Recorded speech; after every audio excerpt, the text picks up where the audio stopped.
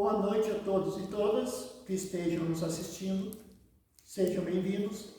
Hoje daremos continuidade às epístolas de Paulo e falaremos sobre a epístola a Tito. Essa epístola ela é curta, mas tem alguns pontos interessantes. Tito era um seguidor de Paulo não circuncisado. E o próprio Paulo, o apóstolo Paulo, recomendou a ele que não era preciso se circuncisar para seguir ao Cristo. Esse foi um grande passo para a caminhada cristã.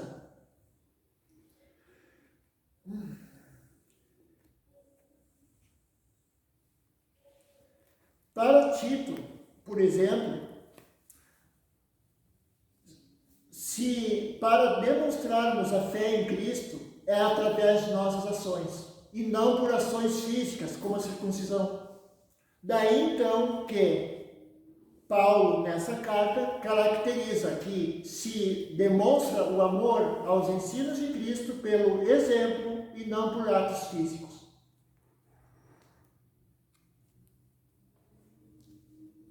Ele aconselha moderação, boa conduta, seguimento aos valores cristãos e vigilância. No momento é isso. As epístolas de Tito. A epístola de Tito, a Tito é também chamada de pastoral. O discípulo foi importante associado de Paulo, que, como Timóteo, esteve sempre muito próximo do apóstolo. Acompanhou Paulo em sua segunda viagem a Jerusalém.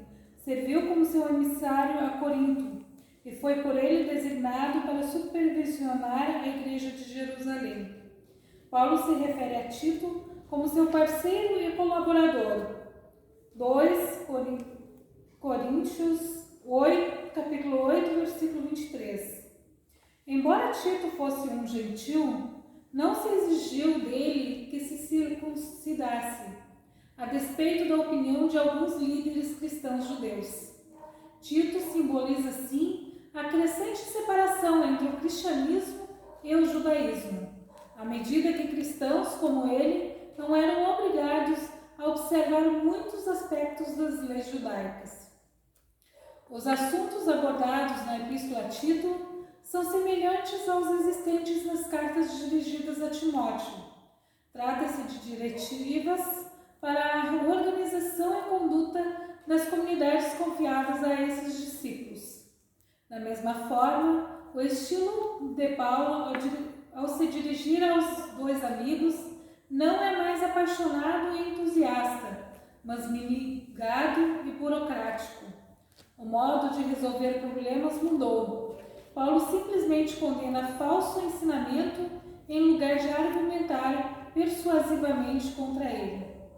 Em razão dessa drástica mudança de estilo e de argumentação, é compreensível o questionamento a respeito da autenticidade da epístola. Supõe-se que a carta tenha sido escrita por um outro discípulo de Paulo, no fim do século I depois de Cristo.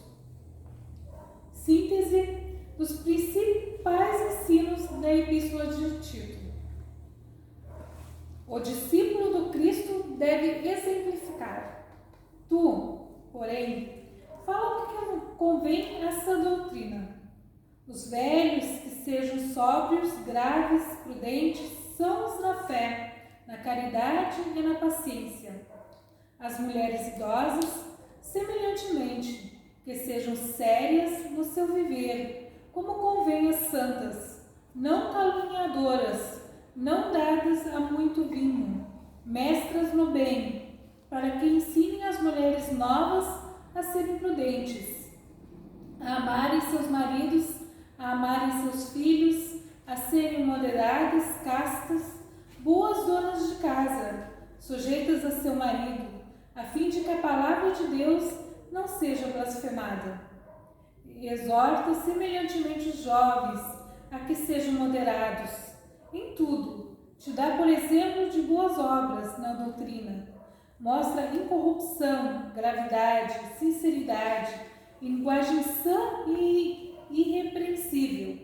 para que o adversário se envergonhe, não tendo nenhum mal que dizer de nós. Exorta os servos a que se sujeitem a seu Senhor e em tudo agradem, não contradizendo, não defraudando, antes mostrando toda boa lealdade. Tito, capítulo 2, versículo 1 a 10. O homem enxerga sempre através da visão interior, com as cores que usa por dentro. Julga os aspectos de fora, pelo que sente. Examina os sentimentos alheios. Na conduta dos outros, supõe encontrar os meios afins das ações que lhes são peculiares. Daí, o imperativo de grande vigilância para que a nossa consciência não se contamine pelo mal.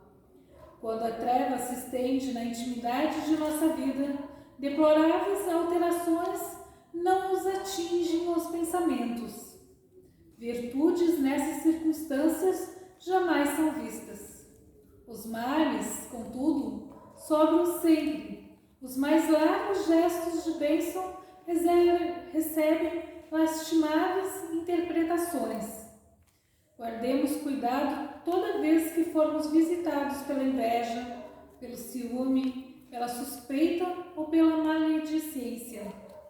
Casos intrincados existem, nos quais o silêncio é o remédio bendito e eficaz, porque, sem dúvida, cada espírito observa o caminho ou o caminheiro, segundo a visão clara ou escura de que dispõe.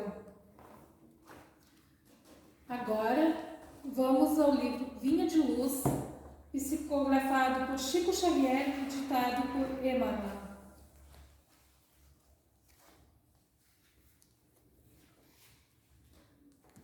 Item 16.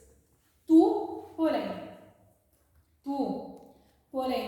fala o que convém à sã doutrina? Paulo, Tito, capítulo 2, versículo 1. Desde que não permaneças em temporária inibição do verbo, serás assediado a falar em todas as situações. Convocar-te-ão a palavra os que desejam ser bons e os deliberadamente maus, os cegos das estradas sombrias e os caminheiros das sendas tortuosas. Corações perturbados pretenderão arrancar-te expressões perturbadoras. Caluniadores induzir-te-ão a caluniar. Mentirosos levar-te-ão a mentir. Levianos tentarão conduzir-te à leviandade. Ironistas buscarão localizar-te a alma no falso terreno do sarcasmo. Comentário sobre o primeiro parágrafo. O apóstolo Paulo de Tarso aconselha na epístola a Tito que devemos estar atentos às palavras que emitimos. Isso se estende aos pensamentos, sentimentos e atos, com vigilância nos ensinamentos de Jesus, embora haja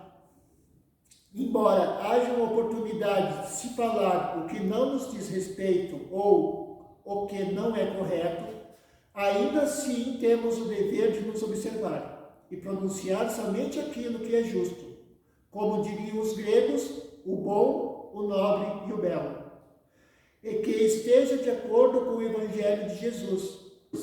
Assim semearemos luzes onde estivermos e com quem estivermos. Compreende-se que procedam assim, porquanto são ignorantes, distraídos da iluminação espiritual, cegos, ditosos sem o saberem, vão de queda em queda, desastre a desastre, criando a desventura de si mesmos. Tu, porém, que conheces o que eles desconhecem, que cultivas na mente valores espirituais que ainda não cultivam, toma cuidado em usar o verbo, como convém ao Espírito do Cristo que nos rege os destinos. É muito fácil falar aos que nos interpelam de maneira a satisfazê-los, e não é difícil replicar-lhes como convém aos nossos interesses e conveniências particulares. Todavia, dirigirmos-nos aos outros com a prudência amorosa e com a tolerância educativa, como convém à sã doutrina do Mestre. É tarefa complexa e enobrecedora que requisita a ciência do bem no coração e o entendimento evangélico nos raciocínios. Comentário sobre o segundo parágrafo. Para nos corrigirmos de nossas falhas e vícios, se tivermos o hábito de consultar o Evangelho de Jesus Cristo, diminuiremos a incidência de atos incoerentes e que nos levam à desarmonia.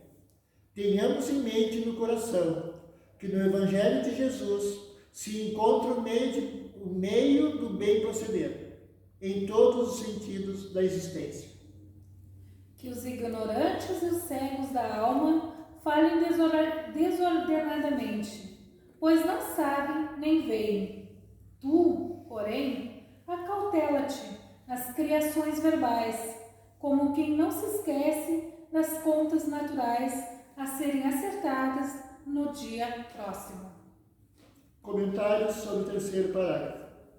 Cautela em nossos atos e procederes é o que nos aconselha Paulo na Epístola a Tito. Na observação está o caminho da evolução, seja espiritual, social ou individual. Boa noite. Boa noite.